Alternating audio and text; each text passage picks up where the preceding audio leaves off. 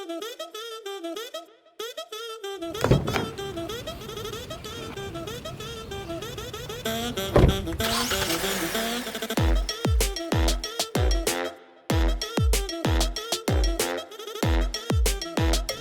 हम चला रहे हैं 2021 किया स्पोर्टेज ऑल व्हील ड्राइव, जो पिछले साल किया की सबसे ज़्यादा बिकने वाली गाड़ी थी। ये इसका 4th जनरेशन मॉडल है और आज से कुछ दिन पहले किया ने अपनी सोशल मीडिया पे इसके 5th जनरेशन मॉडल की कुछ इमेजेस टीज़ किए हैं। वैसे तो कंपेटिटर्स आपकी मार्केट पे डिपेंड करता है, लेकिन अगर हम पाकिस्तानी मार्केट की बात करें तो इस गाड़ी का डायरेक्ट कंपेटिटर Hyundai Tucson है। Hyundai Tucson इस गाड़ी के साथ सस्पेंशन, चैसी, इंजन ये सब शेयर करता है, क्योंकि Hyundai और किया सिस्टर ब्रांड्स हैं। और टूसॉन के अलावा अगर देखा जाए तो रिसेंट टाइम्स में पाकिस्तानी मार्केट में क्रॉसओवर कैटेगरी में बहुत सारे न्यू एंट्रेंट्स आए हैं, which include MG, HS, DFS के ग्लोरी 580 Pro और प्रोटॉन X70। तो ये भी डायरेक्टली इसके कंपेटिटर कैटेगरी में ही फॉल करते हैं। बाकी चीज़ें बताने से पहले अदन ज़रा इसका हॉर्न तो बजा के दिखा दें। अच्छा, हमारे सामने कोई नहीं है, बट आपके पुरजोर इसरार पे ये बजा देते हैं। अगर हम इस गाड़ी के एक्सटीरियर की बात करें, मुझे इसका फ्रंट तो बिल्कुल नहीं पसंद, बिल्कुल ही मुरझाई हुई उदास सी शक्ल है। मेरे ख्याल से ऐसा नहीं है। आई थिंक जो इसकी लाइट्स हैं स्पेशली काफ़ी स्टैंड आउट करती हैं और डार्क कलर्स में इसका फ्रंट काफ़ी अच्छा लगता है। जैसे अभी जिस हम यूनिट में बैठे हैं ये ब्लैक कलर में है और हेडलाइट्स अगर आप देखें काफ़ी हाई पोजिशनड है और पीछे की तरफ फ्लो करती हैं, तो वो डिज़ाइन मुझे तो काफ़ी अच्छा लगता है। इसकी जो ग्रिल है अलबत्ता उसके बारे में लोगों के काफ़ी वैलिड ओपिनियंस हैं। अगर हम ग्रिल को वैसे भी देखें तो जो किया है अब रीडिज़ाइन कर रहा है अपनी नई गाड़ियों में, जो नई सोरेंटो है वो वाली नहीं जो पाकिस्तान में आई है, लेकिन जो ग्लोबली आई है वो ग्रैंड कार्निवल, उन सब में अब जो ग्रिल है वो एजी हो गई है एज़ कम्पेयर टू जो इसके है जो कि बड़ी ब्लॉबी है। तो आई थिंक किया को खुद शायद इसकी ग्रिल नहीं पसंद। हाँ, अब आई थिंक थोड़े से मॉडर्न डिज़ाइन की तरफ मूव ऑन कर रहे हैं वो लोग। अगर इसकी साइड प्रोफाइल के बारे में बात करें तो एक टिपिकल क्रॉसओवर स्टाइल में ही है, उसमें कोई फीचर ऐसा स्टैंड आउट नहीं करता। और अगर आप इसकी विंडो पे देखें कि क्रोम की उस पर मोल्डिंग लगी हुई है और बाकी इसके जो हैंडल्स हैं, डोर हैंडल्स, उस पर भी एक क्रोम की गार्निश मौजूद है। ऊपर रूफ रैक मौजूद है अगर आपने कोई टाई डाउन करना है, और इसके अंदर 18 इंच के रिम्स आते हैं साइड पे। और रिम्स आई थिंक देखने में विजुअली काफ़ी अच्छे हैं, लेकिन अगर ऑन क्लोजर इंस्पेक्शन आप देखेंगे कि क्वालिटी वाइज अच्छे नहीं है। पीछे से जो इसकी मोल्डिंग है वो काफ़ी हॉलो है। अगर हम इस गाड़ी को पीछे से देखें तो सबसे प्रोमिनेंट चीज़ जाहिर सी बात है इसकी टेल लैम्प्स हैं, जो कि सारी की सारी LED हैं। और मेरे हिसाब से इस गाड़ी का जो सबसे अच्छा एंगल है वो पीछे से ही है। मुझे इस गाड़ी की बैक बहुत पसंद है। और तो आप कुछ फॉग लैम्प्स पीछे फॉग लैम्प्स एक इसमें इंटरेस्टिंग चीज़ मैं आपको बताता हूँ। जो इसकी पीछे वाली रिवर्स लाइट है वो सिर्फ एक है, और जो इसके राइट साइड पे लाइट मौजूद है वो फॉग लैम्प है। तो एसेंशियली अगर आप गाड़ी को रिवर्स कर रहे होते हैं तो सिर्फ एक लाइट ऑन होती है और अमूमन लोगों को लगता है कि एक लाइट ख़राब हो गई है, लेकिन वो आपका फॉग लैम्प है और उसका कलर भी अलग है। रिवर्स लाइट आपकी वाइट है और फॉग लैम्प आपका रेड में मौजूद है। और अगर हम इस गाड़ी के इंडिकेटर्स की बात करें तो मुझे बिल्कुल नहीं समझ आती, क्योंकि अच्छी खासी जगह है इस गाड़ी के टेल लैंप्स में। इतनी बड़ी टेल लैंप है और इंडिकेटर छोटा सा उन्होंने नीचे लगाया हुआ है। एक तो मेरे हिसाब से विजिबिलिटी का बहुत बड़ा इशू है, और दूसरा मेरे ख्याल से वो दिखने में ऑल्टो जैसा लगता है। आते जाते कोई बाइक वाला उसमें आपको घुस जाएगा, बिल्कुल लगता है ज़मीन पे उसने इंडिकेटर लगा दिया। अगर इस गाड़ी की पेंट की क्वालिटी के बारे में बात की जाए तो फिनिश इसका काफ़ी सब स्टैंडर्ड है। अगर आप इसको करीब से देखें तो उसमें आपको बिल्कुल मेटालिक इफेक्ट नज़र आता है, लेकिन उस पर एक हल्का सा पैटर्न है, बिल्कुल स्मूथ नहीं है। और जब ये गाड़ी मैंने परचेज़ की थी तो विद इन 10 डेज़ इस पर स्वर्ड मार्क्स आना शुरू हो गए थे, और ये ब्लैक है तो फ़ौरन से फेड होना शुरू हो गई थी। विच इज़ वाई आपने देखा होगा कि मार्केट में काफ़ी लोग इस पर PPF या सिरामिक कोटिंग करवा रहे हैं, और मेरे ख्याल से वो ज़रूरी है क्योंकि पेंट की इसकी लॉन्जेविटी इतनी नहीं होगी क्वालिटी को देखते हुए। अच्छा, अब आपने गाड़ी बहुत चला ली, अब ज़रा साइड में लगा, मेरी बारी। अच्छा यार, चलो लगा ही देते हैं। अगर इसकी इंटीरियर डिज़ाइन के बारे में बात करें तो दिखने में थोड़ा सा आउटडेटेड है। क्वालिटी वाइज बहुत अच्छा है, लेकिन बहुत फंक्शनल है। आपको कोई भी चीज़, कोई फीचर ढूंढने में मुश्किलात का सामना नहीं होगा। बड़े बड़े बटन सामने मौजूद हैं, स्टीयरिंग व्हील कंट्रोल्स भी हैं, और AC के बटन्स यहाँ बिल्कुल ईजी टू ऑपरेट।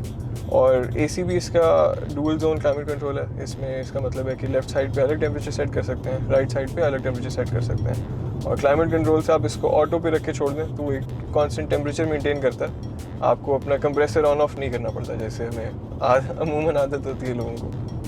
और अगर हम इस गाड़ी के इंफोटेनमेंट सिस्टम की बात करें तो यही सेम थीम समझें, इंफोटेनमेंट सिस्टम पे भी जा रही है। बिल्कुल भी फैंसी नहीं है, सिंपल UI। वैसे अगर आप मार्केट में देखें तो काफ़ी गाड़ियों में चाइनीज़ हेड यूनिट लगा होता है, वो देखने में ज़्यादा अच्छा लगेगा आपको, लेकिन वो यूज़ेबिलिटी में नहीं अच्छा। ये बिल्कुल भी लैग नहीं करता, फंक्शनल है। ऑनेस्टली मैं तो कहूँगा यूज़ करने में बिल्कुल आपके स्मार्टफोन की तरह है, आप टैप करेंगे चीज़ फ़ौरन खुल जाएगी, डिले इसमें बिल्कुल नहीं आता। या बाकी इसमें एप्पल कारप्ले और एंड्रॉयड ऑटो भी है, आपको उसके लिए यूएसबी से कनेक्ट करना पड़ता है, यहीं पे नीचे पोर्ट दिया हुआ है। और उसकी एप्पल कारप्ले की तो आपको पता है फंक्शनैलिटी काफ़ी अच्छी है, फ़ोन आपका दोनों फीचर्स में मिरर हो जाता है। एंड्रॉयड ऑटो और कारप्ले के अलावा ब्लूटूथ ऑक्स और यूएसबी से भी आप अपने फ़ोन को कनेक्ट कर सकते हैं। और हमारे यूजेज के हिसाब से ब्लूटूथ कॉल्स की क्लैरिटी शायद क्लास लीडिंग है, हमने शायद इतनी क्लियर कभी गाड़ी से कॉल नहीं क्लियर और अगेन आपकी वॉइस ट्रांसफर होने में लैग बिल्कुल नहीं आता। और उसके अलावा अगर इसकी साउंड क्वालिटी की बात करें तो इसमें एक 6 स्पीकर साउंड सिस्टम है, इसमें से कि 2 स्पीकर और 2 ट्वीटर्स आगे मौजूद हैं और 2 स्पीकर्स पीछे डोर्स में मौजूद है। साउंड क्वालिटी कोई बहुत अमेजिंग नहीं है, लेकिन आई थिंक सब स्टैंडर्ड, हाँ सच कोई अच्छी नहीं है और इमर्सिव बिल्कुल भी नहीं है। आप बैठे हुए क्लियरली बता सकते हैं कि मेरे सिर्फ राइट और सिर्फ लेफ्ट से आवाज़ आ रही है, कोई आपको सराउंड वाली फीलिंग नहीं आती। ऑल्दो इसमें मज़ीद 6 स्पीकर्स ऐड करने की जगह ज़रूर है, वो आप ऑफ द मार्केट लगवा सकते हैं इसमें, लेकिन स्टैंडर्ड जो है इसमें सिर्फ 6 स्पीकर्स आते हैं। अगर इसकी कन्वीनियंस फीचर्स के बारे में बात की जाए तो इसमें ऑटो डिफॉगर है, उसका आपको कहीं पे भी ट्रिगर बटन नहीं मिलेगा, खुद ही ऑन होता है खुद ही ऑफ होता है। ऑटो रेन सेंसिंग वाइपर्स भी हैं, आगे के भी और पीछे के भी। और इसके जो मिरर्स हैं वो हीटेड हैं, जो कि सर्दियों के मौसम में काफ़ी इफेक्टिव रहते हैं और ऑटो रिट्रैक्टेबल भी हैं। अगर ये ड्राइवर इंफॉर्मेशन डिस्प्ले के बारे में बात करें तो ये बहुत वेल लेड आउट है। अगेन बहुत डिज़ाइन में कोई ऐसा खास नहीं है, इसमें मल्टी कलर डिस्प्ले नहीं है, 2 कलर डिस्प्ले है सिर्फ, लेकिन सिर्फ 4 स्क्रीन्स के ऊपर आपकी ड्राइविंग समरी, आपकी माइलेज, आपका बाहर का टेम्परेचर, कौन से ड्राइविंग मोड में है, रेंज कितनी रहती है, सारी इन्फॉर्मेशन एंड मोर आपको सब यहाँ से मिल जाती है। इसके अलावा यहाँ का आप इससे सेटिंग्स मेन्यू भी एक्सेस कर सकते हैं, जिसमें से आप traction control, power lift kit, sensors on end of सारे कर सकते हैं। स्टीयरिंग की अगर बात करें तो इसमें आपके पास वॉल्यूम कंट्रोल्स, कॉल एक्सेप्ट और रिजेक्ट करने के सिरी और वॉइस एक्टिवेशन का बटन और क्रूज़ कंट्रोल मौजूद है। अगेन इसकी बिल्ड क्वालिटी बहुत अच्छी है, डिज़ाइन वाइज बहुत फैंसी नहीं है, लेकिन they get the job done. तो अगेन फंक्शनल डिज़ाइन है। इस गाड़ी में कीलेस एंट्री और पुश स्टार्ट बटन भी है, जो कि मेरे ख्याल में इस लेवल की गाड़ी में काफ़ी हद तक एक बेसिक फ़ीचर है। अगर हम पीछे की बात करें तो कन्वीनियंस फीचर्स में आपके पास रेयर एसी वेंट है और उसके नीचे एक्चुअली एक चार्जिंग यूएसबी पोर्ट भी है और उसके साथ एक 12 वोल्ट 180 वाट सॉकेट है। तो ये दिखने में आपका रेगुलर सिगरेट लाइटर जैसा सॉकेट है, लेकिन इसका जो पावर आउटपुट है वो उससे कहीं ज़्यादा है। तो अगर उसमें आप एक अडेप्टर लगा लें तो आराम से आप कोई भी 3 पिन अप्लायंस, इवन आपका लैपटॉप जो है वो भी चार्ज हो सकता है। अगर हम सीट्स की बात करें तो मेरी सीट 8 वे पावर एडजस्टेबल है और मेरी 10 वे एडजस्टेबल है। तो दोनों में फ़र्क सिर्फ ये है कि दोनों हैं इलेक्ट्रॉनिकली एडजस्टेबल, यानी कि आप इसकी बेस को आगे पीछे ऊपर 2 पॉइंट्स ऊपर कर सकते हैं। इवन जो आपके थाइस के नीचे के लिए क्वेश्चन है वो भी ऊपर हो जाता है, तो लॉन्ग ड्राइव पे काफ़ी कंफर्टेबल रहता है। उसके अलावा मेरी साइड 10 वे इसलिए है क्योंकि इसमें लंबार सपोर्ट मौजूद है। बेसिकली आपका लोअर बैक का जो पोर्शन है वो अमूमन सीट्स पे टच नहीं करता और उसी की वजह से आपको लॉन्ग ड्राइव पे थकावट महसूस होती है। तो लंबार सपोर्ट की वजह से वो बाहर की तरफ मूव करता है और आपको एक एक्स्ट्रा सपोर्ट मिल जाती है, which makes the overall driving experience much more comfortable. अगर हम सीट के मटेरियल की बात करें तो किया तो इसे मार्केट करता है एज प्रीमियम लेदर, बट ये एक्चुअल लेदर नहीं है ये फॉल लेदर। नो डाउट क्वालिटी इसकी बहुत अच्छी है, बट अगर आप देखें सीट की कुशनिंग भी बहुत अच्छी है। सीट्स पर सबसे बड़ी बात, लेदर की सीट्स में अमूमन आपको बहुत गर्मी फील होती है पाकिस्तानी क्लाइमेट में। ये परफोरेटेड है, इसमें छोटे छोटे बहुत सारे होल्स हैं, तो आपको गर्मी में काफ़ी कंफर्टेबल रहती है। और अगर इनकी कुशनिंग की बात करें तो बहुत ज़्यादा सॉफ्ट नहीं है, बट क्योंकि इनकी साइड पे कुशन्स बहुत स्टर्डी हैं तो ओवरऑल आप सीट में बैठे हुए काफ़ी कंफर्टेबल महसूस करते हैं। ओवरऑल अगर हम कैबिन स्पेस की बात करें तो आगे लेग रूम तो ठीक है, लेकिन अगर मैं नी रूम की बात करूं, मैं 6 फुट लंबा हूं और मेरा नी इसके डैशबोर्ड की वजह से अच्छा खासा इसकी जगह ईट इन करता है, ये जो इसका डैशबोर्ड है। अगर मैं हेड रूम की बात करूं तो क्योंकि एक क्रॉस ओवर हेड रूम में बेसिकली कोई प्रॉब्लम नहीं है अगर हम आगे पीछे दोनों की बात करें। और पीछे की सीट्स की अगर देखा जाए तो leg room is pretty good क्योंकि इसकी व्हील बेस भी अच्छी खासी है, लेकिन जो एक यूनिक फीचर है इसकी जो सीट्स हैं पीछे वाली वो बहुत ज़्यादा एंगल पे रिक्लाइन करती हैं। बाकी आपके आई थिंक करोला के कुछ वेरिएंट्स में रिक्लाइनिंग रेयर सीट्स आती हैं, लेकिन ये उससे कई ज़्यादा है।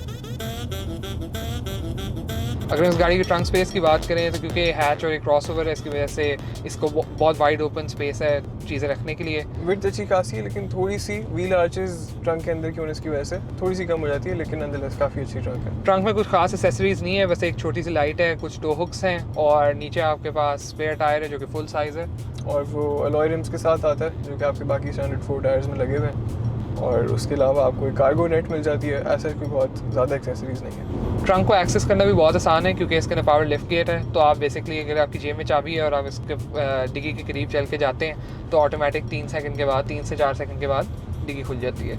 और अगर आप अंदर से खोलना चाहें तो आप यहाँ पे इसकी राइट साइड पे बटन मौजूद है, उससे खोल भी सकते हैं, बंद भी कर सकते हैं। और इवन आप इसके रिमोट से जो की है उससे भी आप इसको बंद कर सकते हैं। अगर हम इस गाड़ी की ड्राइविंग एक्सपीरियंस की बात करें तो मेरे ख्याल में जो इसका सबसे बड़ा ड्रॉबैक है वो ये कि ये जो इसका ए पिलर है इसके वजह से आगे एक बहुत बड़ा ब्लाइंड स्पॉट है फ्रंट लेफ्ट पे। राइट साइड पे फिर भी नहीं है। राइट साइड पे आपको व्हील आर्च का जो टॉप है और बॉनेट का हल्का सा पोर्शन नजर आता है, तो आप विड्थ का अंदाज़ा बड़े आराम से कर सकते हैं। लेकिन लेफ्ट साइड पे अब ऑल्दो मेरी सीट अभी काफ़ी ऊंची है, मुझे वहाँ पे कुछ नज़र नहीं आ रहा। इसके अलावा कोई ख़ास इसमें ब्लाइंड स्पॉट्स नहीं है। जो इसका बी पिलर सी पिलर है ये भी काफ़ी क्लियर आपको व्यू मिलता है अगर आप मेन रोड से मर्ज कर रहे हैं, और पीछे की विजिबिलिटी भी काफ़ी क्लियर है। पीछे की विजिबिलिटी जी बिल्कुल काफ़ी अच्छी है और आपको इसकी विड्थ का भी अंदाज़ा बड़े आराम से हो जाता है। और फॉर सम रीज़न अगर आपको नहीं भी होता तो इसमें आगे और पीछे दोनों जगह पार्किंग सेंसर्स मौजूद हैं। तो और बल्कि इसमें रियर व्यू कैमरा में डायनामिक गाइडलाइंस भी हैं, तो एग्जैक्ट आपको पता चल जाता है आपकी गाड़ी का ट्रैक क्या है रिवर्स करते हुए, पार्क करते हुए। गाड़ी के अगर परफॉर्मेंस और ड्राइविंग एक्सपीरियंस के बारे में बात करें तो इसकी पिक बहुत कोई ख़ास नहीं है। इवन दो 2000 सीसी इंजन है, ऑल व्हील ड्राइव है, लेकिन इसको गलत होगा अगर आप करोलास और सिविक्स और सेडान लेवल कार से कंपेयर करते हैं। For crossover I think it's all right. आपको बहुत ही कोई किक महसूस नहीं होता एक्सीलरेटर पे करते हुए, और थोड़ा सा आपको शायद उसमें लैग भी महसूस हो इको मोड के अंदर। अगर आप इसको नॉर्मल या स्पोर्ट में चलाते हैं तो फिर भी पिक ज़्यादा बेहतर रहता है।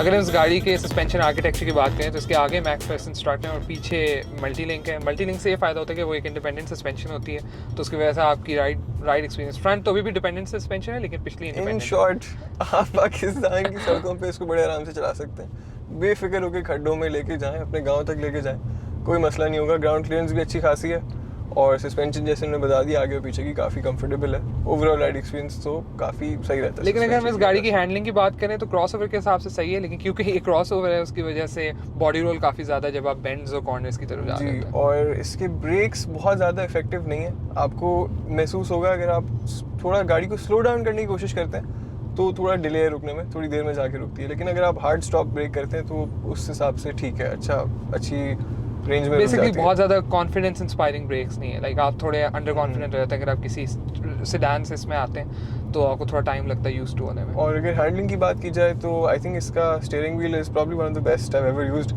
बहुत सॉफ्ट है, आपको बिल्कुल एफर्ट नहीं लगानी पड़ती इसको मूव अराउंड करने में, और गाड़ी भी बड़े आराम से आप इसमें मैनूवर कर सकते हैं। अब हम थोड़ी ये भी बात कर लेते हैं कि इस गाड़ी के बोनेट के अंदर क्या है। तो इसके अंदर आपको मिलता है 2000 सीसी नेचुरली एस्पिरेटेड इंजन, जिसका मतलब है कि इसके अंदर कोई टर्बो चार्जेस नहीं है। ये 156 हॉर्स पावर प्रोड्यूस करता है और 196 न्यूटन मीटर ऑफ टॉर्क, और ये सारी की सारी पावर आपके एक 6 स्पीड ऑटोमेटिक ट्रांसमिशन के थ्रू जाती है। जी, ट्रांसमिशन ट्रिप्टॉनिक भी है, इसको आप मैनुअल भी चला सकते हैं, कितना इफेक्टिव है आप यू बी द जज।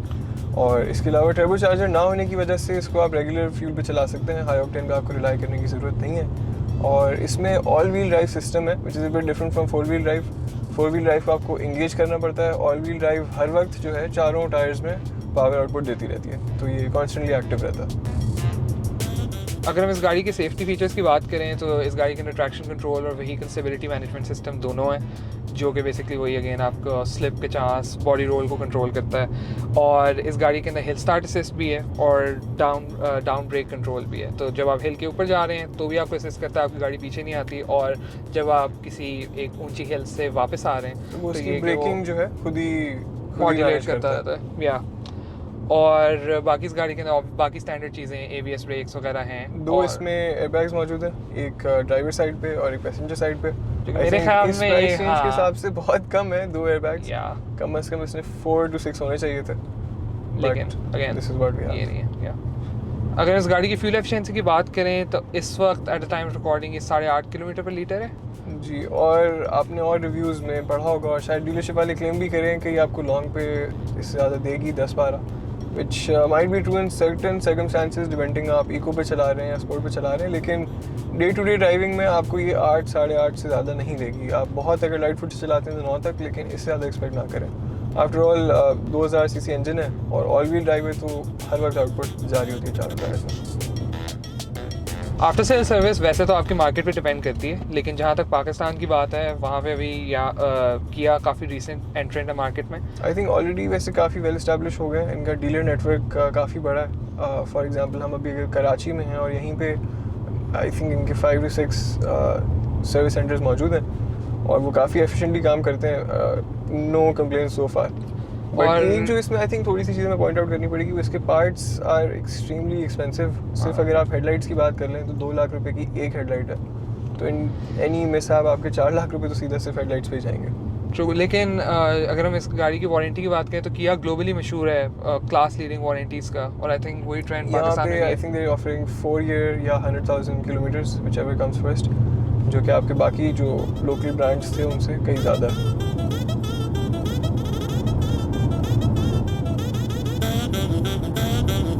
तो ओवरऑल अगर मैं इस गाड़ी को कहूँ तो मेरे ख्याल में ये इस सेगमेंट की टोयोटा करोला है, बिकॉज ये किसी भी एक चीज़ में एक्सेल नहीं करती, लेकिन तकरीबन अगर आपके पास एक बड़ी चेकलिस्ट है कि how to make a good crossover, तो आई थिंक मेजॉरिटी बॉक्सेस ये चेक करती है। इसीलिए आई थिंक ये किया कि एक I think one of the best selling cars भी है अक्रॉस द वर्ल्ड, और बिल्कुल फर्स्ट फ्री है। इसमें बहुत ज़्यादा आपको फीचर्स नहीं मिलेंगे, स्टैंडर्ड सेफ्टी फीचर्स हैं, कुछ थोड़े बहुत कन्वीनियंट फीचर्स भी हैं। Engine is reliable, power output ठीक है, सब है। कुछ फीचर्स ऐसे हैं जो आप बाकी एंट्रेंस में MG HS में फॉर एग्जांपल देखेंगे जो इसमें नहीं मिलेंगे आपको, लेकिन अगर आपको एक fuss free no BS option चाहिए, this is the way to go. अगर आप हमें अभी तक देख रहे हैं तो पहली बात तो ये बहुत शुक्रिया। दूसरी बात ये कि चैनल को सब्सक्राइब करना ना भूलिएगा, बेल आइकन पर क्लिक कर दीजिएगा, और कोई भी अगर फीडबैक हो तो हमें कमेंट्स में ज़रूर बताइएगा। मिलते हैं अगली गाड़ी के साथ।